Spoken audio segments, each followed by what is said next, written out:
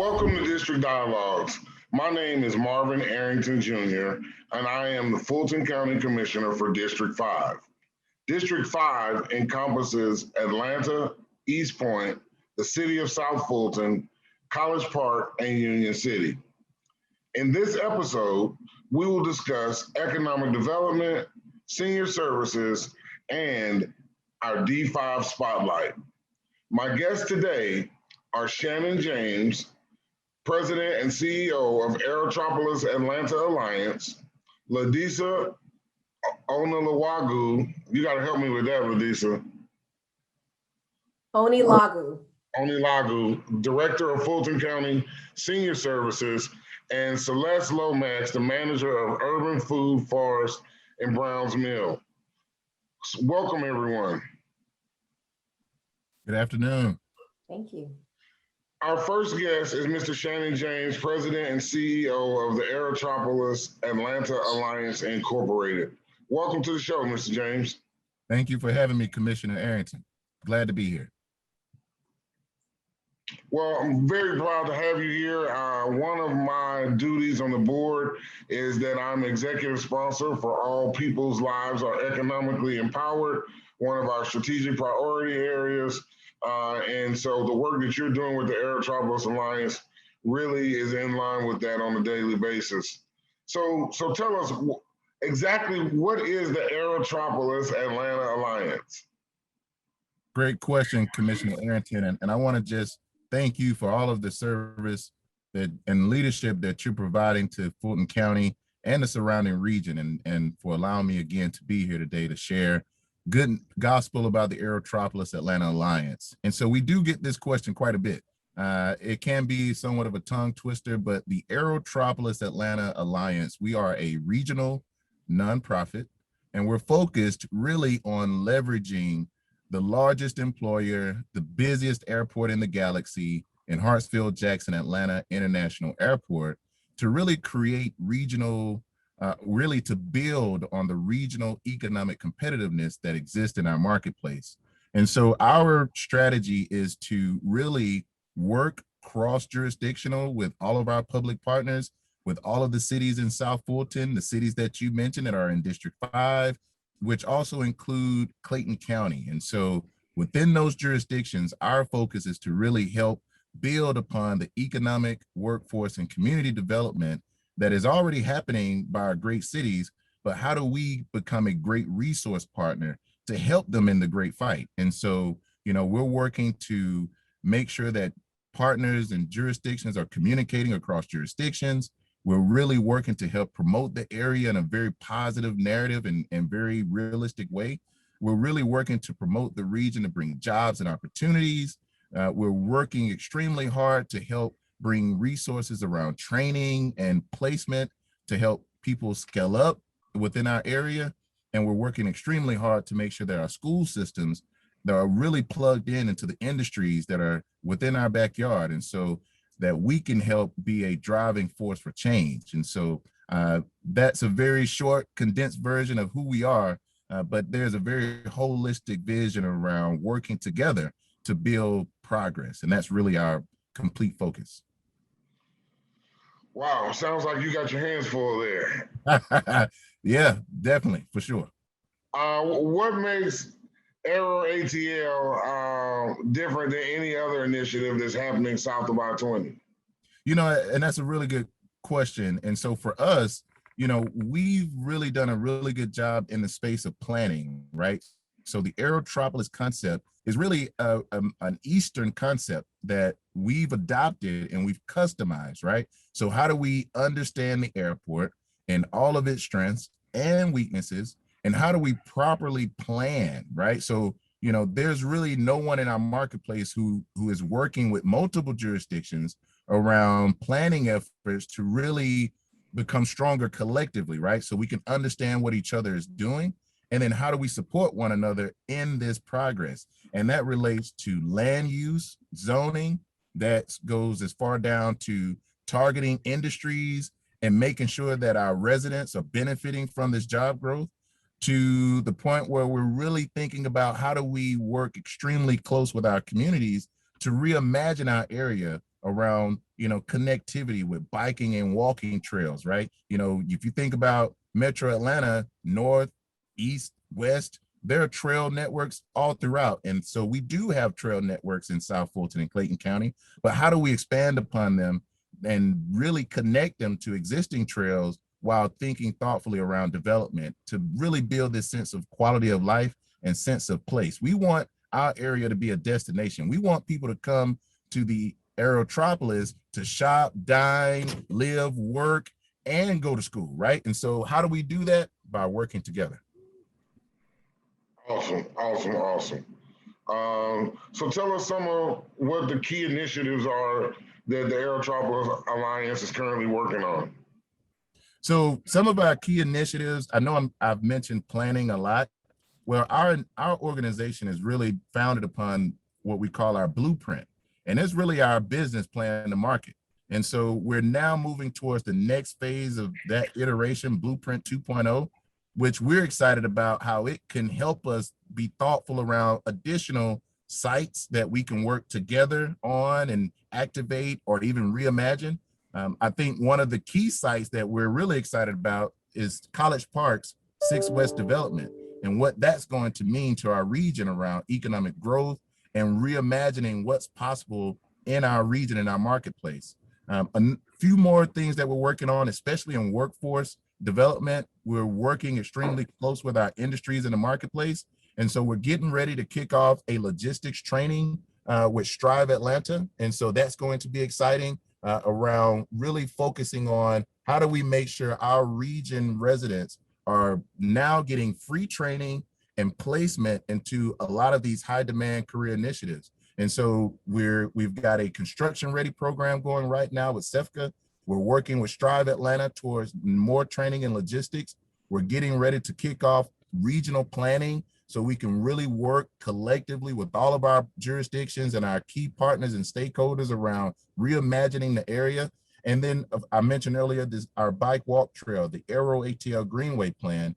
We're excited because we just finished a feasibility study. And so the next stage is to now really become thoughtful around construction. And the city of East Point, we're excited that they could be the first city to really ignite our model mile for the Aero ATL Greenway plan, which is in District 5. Awesome. Well, I always knew District 5 was the best, so that makes perfect sense. How can others get involved? How can people help you achieve or implement the blueprint?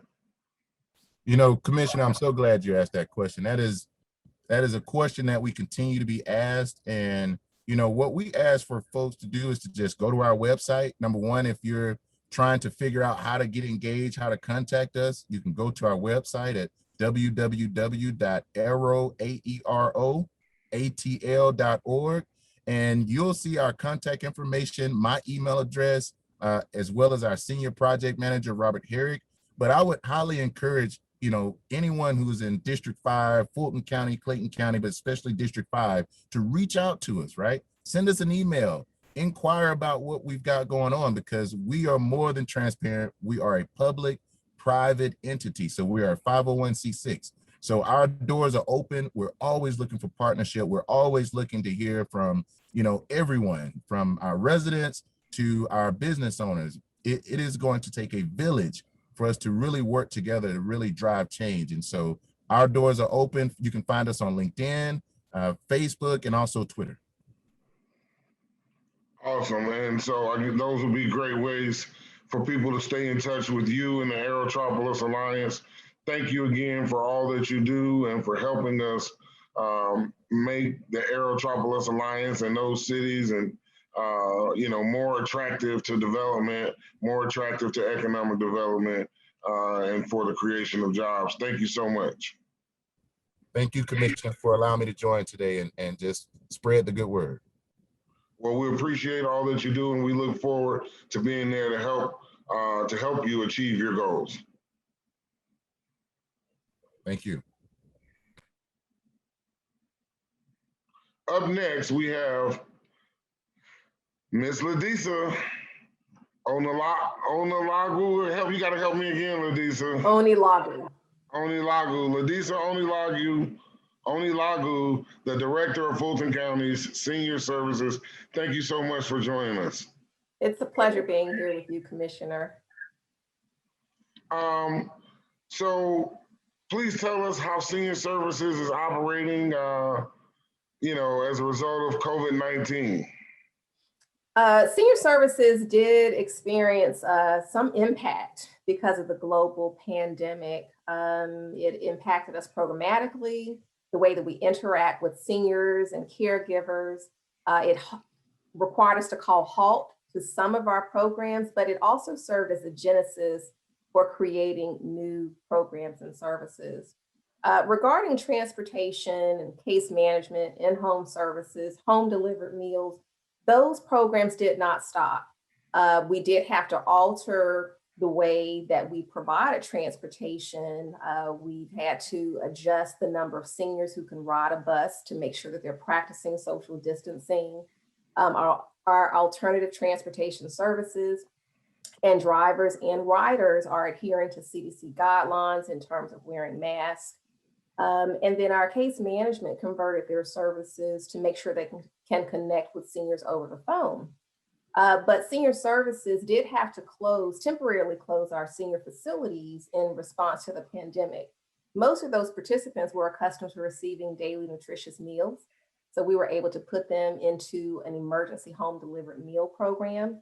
And then we also launched virtual programs where we serviced over 21,000 seniors online in real time.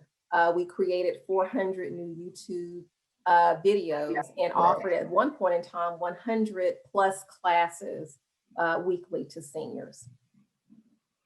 Wow, sounds like you've been busy. Over 400 online classes. That's amazing. Yes.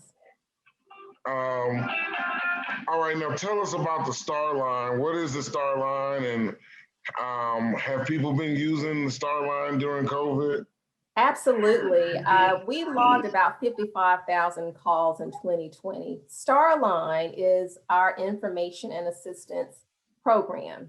It's more than a call center that's comprised of well-trained, extremely thorough team members that receive calls from seniors in the community and provide referrals. STAR is an acronym that stands for Soaring Through Aging Resources.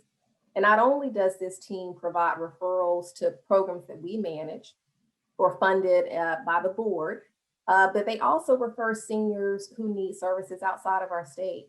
For example, we will sometimes get calls from municipalities that are in your district, Commissioner Arrington, where seniors may need information about housing in another state because they may intend to move. Our team is trained to provide referrals such as this.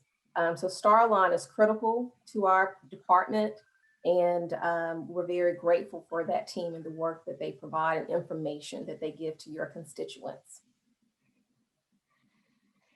Well, thank you. Sounds like y'all been busy with Starline and with the online courses. So COVID it's impacted you, but probably created more work for you. It did. And, if I can make one comment, you asked about the impact. Starline, because we had to stop some programs, we were able to use team members that did work in the facilities in Starline. Because the board voted to keep employees whole, other staff members were able to support interagencies such as the police department, magistrate court, board of health, so many other ways. So we have been very busy and the work has not stopped. And our team has just done a tremendous job during this pandemic. All right, as if you didn't have enough to do, how did you help seniors coordinate appointments for vaccine, COVID testing, and also for the vaccine?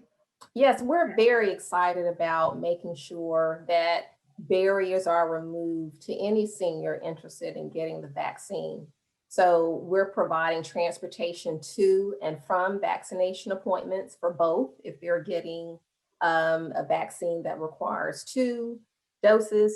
And we're also providing trips to non-seniors so they can call our Star line, and I'll give that information a little bit later, to get access to transportation. Awesome, awesome. So between the online classes, the Star Line, and helping seniors get transportation back and forth to vaccines, sound like they've been just as busy as you all have. Yes. When will our senior centers reopen? Everyone wants to know, when will senior centers in Fulton County reopen for business as usual? The Department of Senior Services is intending to open in incremental steps. We're targeting July 12th as a limited access start date, and then August 2nd will be full access to seniors with a modified service approach. So our team is developing actually implementing our plan in collaboration with Real Estate Asset Management, County Attorney's Office, Board of Health, External Affairs. We're holding focus groups because we want to hear from seniors to make sure that we include them in this reopening process. And so our approach is inclusive communication with a health and safety perspective. So July 12th is what we're targeting for limited access, and again, August 2nd for a full reopening. Awesome. Well, I know our seniors will be glad to get back to their senior centers, their home away from home. Yes. How can our seniors and our audience, wider audience, stay in contact with senior services? I'll refer them back to one of your earlier questions. They can contact our Star Line via email, either at seniorservices@fultoncountyga.gov, or they can always give us a call at 404-613-6000. Awesome. Thank you so much. You're welcome. Thank you. Dialougues. Did I get it right that time? Yes. Yes. Awesome. Thank you so much, Lisa, for taking care of our seniors. They are, along with our children, our most valuable assets. So we appreciate all that you do to take care of our seniors. Much appreciated, Commissioner. Thank you. Next, we want to talk with Ms. Celeste Lomax, who's doing a lot to take care of our village, making sure that everyone is getting fed during COVID-19. She's with the Urban Food Forest Browns Mill. Welcome to the show, Celeste. Peace and blessings, Commissioner, and peace and blessings to all the kings and queens listening. Thank you for having me. Peace and blessings to you too, as well, Queen. Glad to have you. So tell us, what is a food forest? Well, a food forest is 7 layers of greatness. So let me explain the greatness to you. We have the tall canopy trees. Then we have the medium trees that are like the tall medium tree would be a walnut, black walnut tree. A medium tree would be like a fig. Then we have like the shrubs and bushes with the blueberries. Then we have the herbs. Then you have your underground, your rooted vegetables and fruits like the beets and the potatoes. Then you have your covers, which is like the crawling thyme. Then you have your up vertical growth, which is muscadines and raspberries. So that is 7 layers of what makes a food forest. This was first owned 20 years ago by the Morgan family, who actually farmed on this space. The whole 71 acres was a farm prior to. So I believe the lineage here was always to grow food for the community. And I'm glad to be a part of it. Awesome. So why was that Browns Mill designated as a location? Well, Browns Mill, like so many other low-income, undeserved areas, is in the middle of a food desert. So I live 5 minutes away from here, but if I didn't have a car, I would either have to catch an Uber, a Lyft, or the bus to get groceries. So we don't have any place for healthy food within 5 to 6 miles radius. So that's why it was chose to be in this space to accommodate the people in the community so that we can also have access to fresh organic food. Yes, yes. So important to have access to fresh food. Um, Tell us about who some of your partners are and some of the things that you're doing. Okay, so our first initial partners, most of them are not with us anymore. Some of them are, but the Conservation Fund initially bought this land. They sat on it for a few years. Then they sold it to the city. So we have a lot of partners. We have the City of Resilience, City Atlanta One, and then we have Parks and Recreation. We also have Trees of Atlanta, Concrete Jungle, Conservation Fund. So those were like our top key keepers to help get this space. Right now, a lot of those partners are not really participating. So we are trying to make this more of a community of partners that understand our plight, meaning partnering with more people that look like us, because not near one of those partners were Black partners. So we are trying to, so some of the partners that we are affiliating with now are Wawa, Watershed West Alliance, Habasha, the Pan-African group that teaches holistic health and wellness and growing food. Iwi Fresh, they work from farm to facial. They make all cosmetics. They just moved down on Brownsville Road, Jonesboro Road, excuse me. So we have a lot of partners that we have a Black beekeeper now. So what we're finding is that a lot of the people that were coming in this space were not really concerned with the community as much as the people in the community were.